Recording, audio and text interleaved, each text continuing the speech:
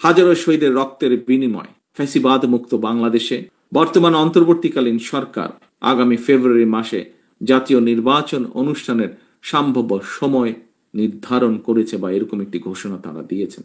এই নির্বাচনের মাধ্যমে দেশের জনগণ দীর্ঘ ১.৫ দশকেরও প্রায় বেশি সময় পর আমরা বিশ্বাস করি, আমরা প্রত্যাশা রাখি, আশা করি আমরা নির্ভয়ে নিরাপদে নিজেদের ভোট দিয়ে নিজেদের পছন্দের প্রার্থীকে, নিজেদের পছন্দের এজেন্ডাকে বাস্তবায়ন করে জনপ্রতিনিধিদের মাধ্যমে বাস্তবায়ন করার, নিজেদের ম্যানিফেস্টোকে বাস্তবায়ন করার সুযোগ পাবেন দেশের জনগণ। তবে নির্ধারিত সময়ে নির্বাচন অনুষ্ঠান নিয়ে ফ্যাসিবাদ বিরোধী আন্দোলনে আমাদের রাজপথের সহকর্মী যোদ্ধা কোন রাজনৈতিক দলের বা তাদের সদস্যদের বক্তব্যে মন্তব্যে গণতান্ত্রিকামী জনগণের মনে নানা জিজ্ঞাসার জন্ম দিয়েছে।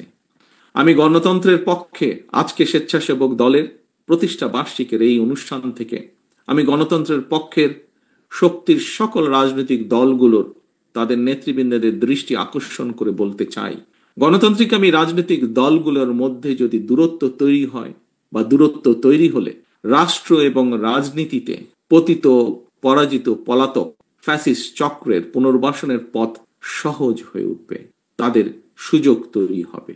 এই ব্যাপারে আমি গণতান্ত্রিক সারা দেশে গণতন্ত্র প্রিয় গণতান্ত্রিক আমি জনগণের প্রতি সজাগ এবং সতর্ক থাকার বিনীত আহ্বান জানাই। আমি বারবার একটি বিষয়ের দিকে সবার দৃষ্টি আকর্ষণ করেছি, সংবিধান কিংবা লিখিত বিধিবিধান দিয়ে কখনোই ফ্যাসিবাদ ঠেকানো যায় না।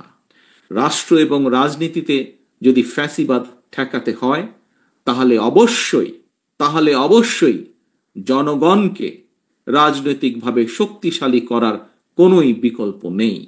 সরাসরি ভোট দিয়ে জনপ্রতিনিধি নির্বাচনের অধিকার প্রয়োগের যে চর্চা, এই চর্চার মধ্যে দিয়ে রাষ্ট্র এবং রাজনীতিতে জনগণ শক্তিশালী হয়ে উঠে।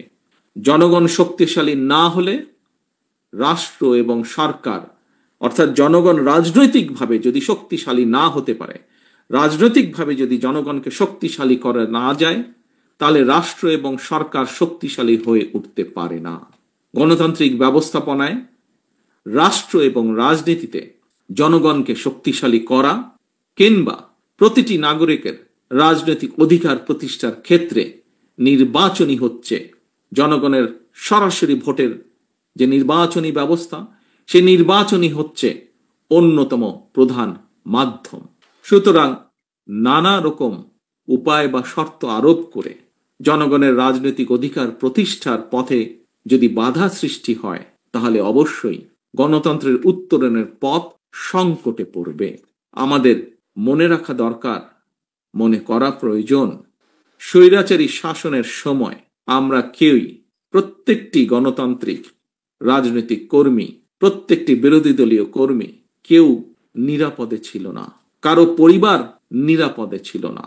যদি গণতন্ত্রের উত্তরণের পথ সংকটে পড়ে, রাষ্ট্র এবং রাজনীতিতে জনগণ নিজেদের অধিকার করতে না পারে, তাহলে সামগ্রিকভাবে সকলকে, সমগ্র রাষ্ট্র দেশকে সমস্যায় পড়তে হবে।